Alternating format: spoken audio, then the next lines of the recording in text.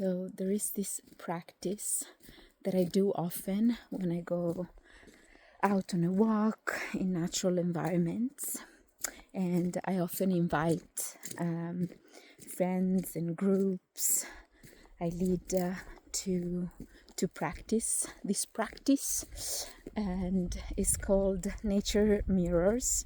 It's about finding a natural element like the veins of a leaf, the bark of a tree, and finding the mirror in your own body, like something that is as similar as possible to that nature's element.